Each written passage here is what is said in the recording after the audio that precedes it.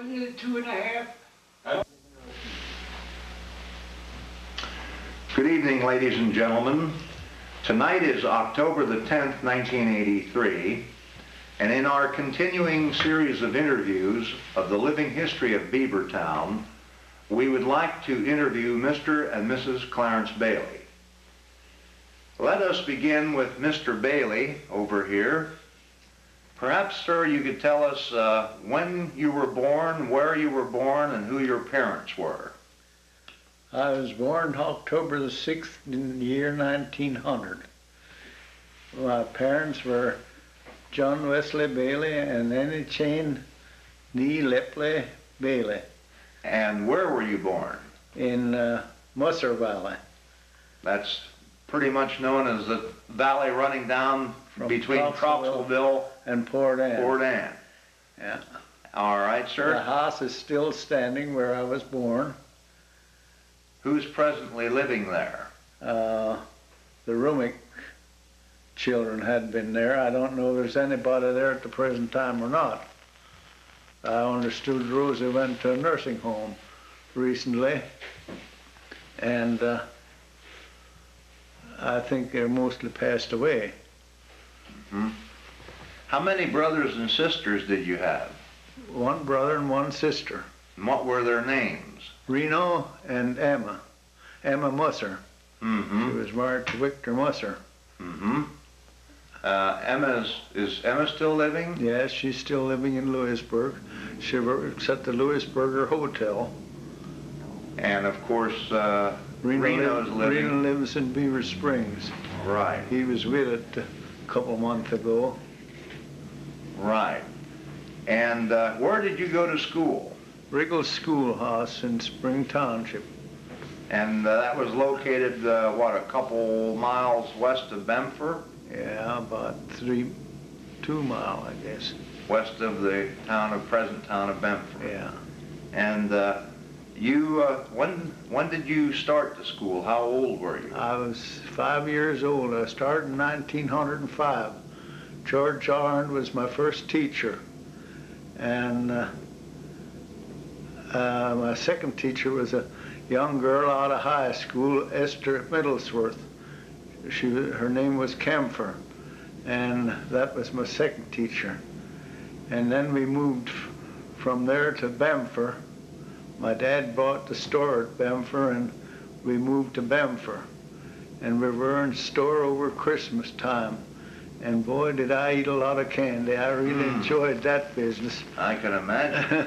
Any child would enjoy that. His father owning the candy store, so to speak. But my dad, I don't know whether it was my fault. He didn't fare out so well, and he went under in the store business. He wasn't a very good businessman, and they sold it. And we moved up in the Grandpa Lepley's tenant house. We moved 4 times in that year. We moved from Troxelville to Bemfer, and from Bemfer up toward Middle Creek. Mm-hmm. What used to be, well, most people know it as where Homer Ocker had lived when the barn burned away. And from there we moved down close to Bemfer, where Julia Rumick lives at the present time. Then I was there till I was 21. Did you, you finished your schooling at the Regal School then, in the 8th grade? Yeah. And well, that I didn't get to 8th grade. My dad took me out of school and put me in the lumber woods when I was 12 years old. And so that would have been in the 7th grade about? Yeah, I'd say the 6th. 6th is what you finished. I wasn't too bright a student. Ari Lepley was my teacher when I went to school there. Really? Yeah. He's the only teacher ever given me a licking. And I feel I didn't earn that one, but it was because of my ignorance that I got a licking. How did that come about? Well, we had a geography test, and he wrote all these questions on the board, and then we were supposed to write the answers on a piece of paper. And I and one of the Regal boys sat together, and he was dumber than I was. So, so we didn't get the answers. And Ed took his, this was one of Grant Regal's boys, Ed took his paper up first, and oh, he hadn't more than thrown it on the desk. He said, Ed, come up here. Ed said, how many did I have wrong? And that made Harry mad. He got the rod and he come back, but he had his hands too full, he couldn't handle Ed. Ed got hold of the desk on both sides and held onto the desk, and he shuffled around there with them. They threw me out in the aisle, and he took Ed up and he gave him a wonderful licking. And when Ed come back, why, he said, Clarence, you come up. So I went up, and I walked right around him in a circle. Yeah, I didn't get too much of a licking. He had wore himself out at Ed. But that was because you didn't have many answers right on the geography. Well, we didn't have it. He hadn't even looked at the papers. Oh. We just put them on the desk, and I thought it wasn't fair. No, that doesn't sound very fair. Well, that's rather interesting. But you went into the lumber. Your dad took you out of school and put you into the lumber woods. Yeah. And then you worked there for a while. First winter I drug logs. The second winter I cut trees up here along 522 at that limestone ridge when I was 13. Then when I was 14 we hauled ties from up above Cross Grove Hall down to Beaver Springs that winter. And we used to start in the morning with 2 teams before daylight. We'd go up there and load these wagons, and we had such a steep ridge to go across, and we load half a load and haul it out to the road, and then we'd go back and get another wagon and 4 horses to pull this up the ridge, and then we'd load that load half and bring it out and load the other load full. Mm-hmm. Then we'd go back and we'd do that all over again.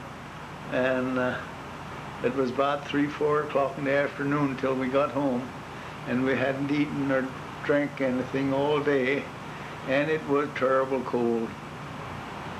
One day one morning we were going up the road, and the ground was froze hard, and the wagons rattled, and Dad was out ahead and I was following him. Well, I had to get off and take my clothes off. Well, boy, I was just about froze. Well, why was that necessary? Well, I had work to do.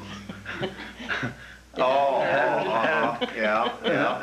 Did you want that on television? I got terrible cold, so I run after, and I could hardly make it. It was stormy and cold. I got hold of the coupling pole. I said, whoa, and the horses stopped.